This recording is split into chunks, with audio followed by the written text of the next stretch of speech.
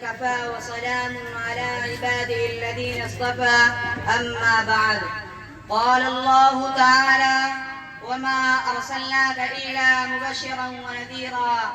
حضرات گرامی، میں اس بزم پربہار میں سیرت نبوی صلی اللہ علیہ وسلم کے متعلق کچھ عرض کرنا چاہتا ہوں، اس امید کے ساتھ کہ میری باتوں کو بغور سنا جائے. جب اسلام فاران کی چوٹی سے پھیلنا شروع ہوا تو آپ صلی اللہ علیہ وسلم اپنے روشنی سے دنیا والوں کو منور کرنے لگے تو باطل پرستوں میں خلدلی مچ گئی. ساری قوت و طاقت، دل و دماغ نور اسلام کے بجھانے میں صرف کرنے لگے. راستے میں کانٹے بچھا کر، پتھروں سے دبا کر، تپتی ہوئی زمین پر سلا کر، آگ کے انگاروں پر لٹا کر، پھانسی کے پندوں پر چڑھا کر پیارے رسول اللہ صلی اللہ علیہ وسلم کی آواز کو دبانے کی کوشش کرنے لگے. مگر حق کی آواز روز بروز بڑھتی ہی جا رہی تھی. حضرات، سن 7 نبی و محرم کا مہینہ تھا کہ مکہ کے تمام لیڈروں نے مل کر ایک میٹنگ کی. ابو جہل نے پورے قوم کو للکارا کہ اے غیور عربو، جس کو ہم بچہ کر کے سمجھ رہے تھے وہ ہمارے دین، عزت و آبرو کے لیے طوفان بن چکا ہے. جس دین کا چرچا محمد کر رہے تھے ان کے ماننے والوں کی تعداد روز بروز بڑھتی جا رہی ہے. ہمارے خداؤں کی توہین کی جا رہی ہے، جھٹلایا ٹھٹلایا جا رہا ہے. اس لیے اے عرب کے بہادروں، اب پوری طاقت سے آگے بڑھو، ورنہ وہ دن دور نہیں کہ مکہ سے ذلیل و خوار ہو کر نکلنا پڑے گا. ابو جہل کی تقریر نے پورے قوم کو گرما دیا.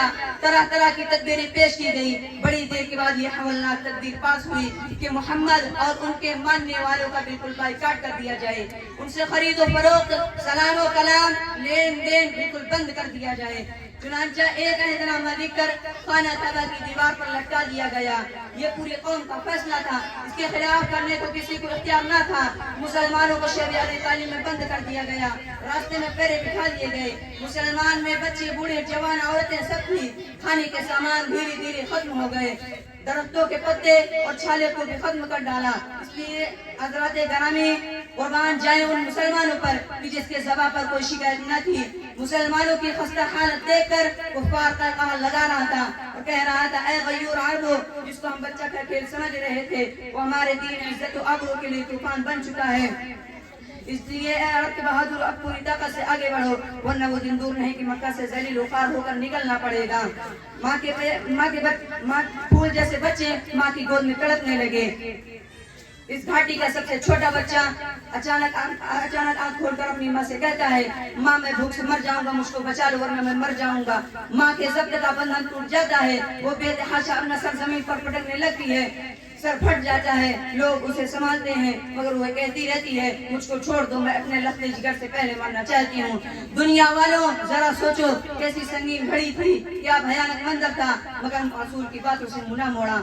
آج ہم بھی تو اپنے رسول کی غلامی کا دعویٰ کرتے ہیں. اس لیے سن لیجئے، اگر ہم نماز پڑھتے ہیں، روزہ رکھتے ہیں، حج ادا کرتے ہیں، زکوٰۃ دیتے ہیں، تب تو واقعی ہم اپنے دعوے میں سچے ہیں، ورنہ ہمارا دعویٰ باطل اور بیکار ہے. قلم اشجار ہو سارے سمندر روشنائی میں، قلم اشجار ہو سارے سمندر روشنائی میں، مکمل ہو نہیں سکتی مگر سیرت محمد کی. وآخر دعوانا الحمدللہ رب العالمین.